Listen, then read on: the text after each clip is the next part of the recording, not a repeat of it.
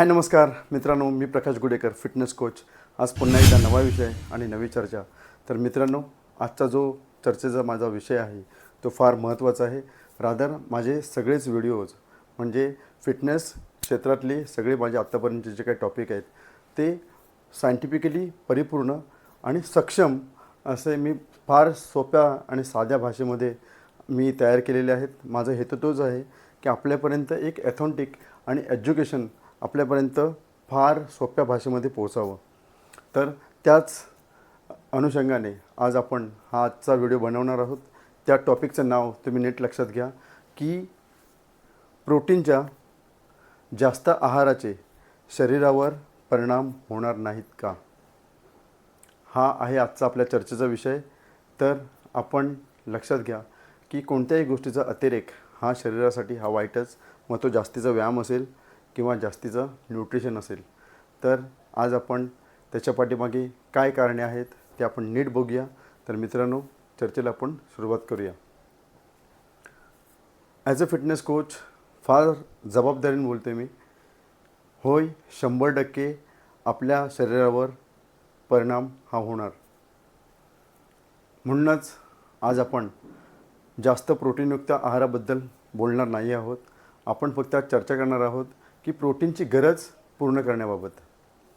लक्षात घ्या मित्रांनो, भारतीय आहारामध्ये फार कमी प्रोटीन असल्याने अचानकपणे प्रोटीनमध्ये झालेली वाढ ही आपल्याला हाय डाएट प्रोटीनसारखी वाटते किंवा हाय प्रोटीन डाएटसारखी वाटते, परंतु मुळात तशी ती अजिबात नसते. मित्रांनो, दुसरी गोष्ट म्हणजे एखाद्या व्यक्तीला दररोज आपल्या शरीराला लागणारे जे काय प्रोटीन आहे त्याची गरज भागवणेसुद्धा फार कठीण जाते. म्हणूनच अपघाताने देखील आपल्या शरीरात जास्त प्रोटीन जाण्याचा हा तर प्रश्नच येत नाही. मात्र गरजेपेक्षा जास्त प्रोटीन घेतले गेले तर शिल्लक राहिलेले जे काही प्रोटीन आहे ते सरळ फॅटमध्ये त्याचं रूपांतर होतं आणि शरीर ते फॅटच्या स्वरूपात आपल्या शरीरामध्ये साठवते. जास्त कार्बोहायड्रेट आणि कमी प्रोटीनच्या डाएटचे सुद्धा परिणाम आपल्या शरीरावर होत असतात. रादर त्याचे परिणाम आपण आत्ताच भोगतो आहोत. ते म्हणजे डायबेटीस म्हणजे मधुमेह, दुसरा लठ्ठपणा म्हणजे ओबेसिटी आणि तिसरा हार्ट डिझीज म्हणजे हृदयविकार. तर मित्रांनो, ही होती आजची चर्चा. आणि जर का आपण गरजेपेक्षा जास्त जर का प्रोटीन घेतले तर त्याचे वेगळे परिणाम हे महाभयंकर असे आपल्या शरीरावर होतात. त्यातला पहिला परिणाम म्हणजे आपल्या ज्या शरीराचं वजन आहे ते जास्त वाढतं. दुसरा म्हणजे आपल्याला किडनीचे आजार चालू होतात. आणि त्याच्यानंतर तिसरा तो म्हणजे युरिक ॲसिडमध्ये भयंकर वाढ होते. त्याच्यामुळे आपले सांधे दुखायला चालू होतात आणि डिहायड्रेशन याचा धोका देखील वाढतो. तर मित्रांनो, ही होती आजची चर्चा. जर का चर्चा आवडली असेल तर तुम्ही चॅनलला जरूर सबस्क्राईब करा, विषय हा शेअर करा आणि व्हिडिओला नीट ऐका.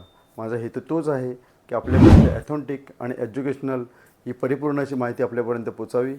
तर मित्रांनो, मी एकदा पुन्हा दुसरा नवीन व्हिडिओ लवकरच आपल्या समोर घेऊन येणार आहे. त्याच्यामध्ये मी क्लिअर करणार आहे की वजन कमी करणे हा कन्सेप्ट अस्तित्वात आहे की नाही, नेमकं आपल्या शरीरामध्ये वजन कमी कशा पद्धतीने करायला पाहिजे, नेमकं काय करायला पाहिजे आपल्या शरीरामध्ये चेंजेस आणण्यासाठी. तर हा असेल आपला पुढचा टॉपिक. तर त्याच्यावर आपण सविस्तर चर्चा करूच. तर मित्रांनो, आता मी इथेच थांबतो. तोपर्यंत तुम्ही फिट राहा आणि रोज व्यायाम करा. तर आपण लवकरच भेटूया. तोपर्यंत मी आपली रजा घेतो. Thank you so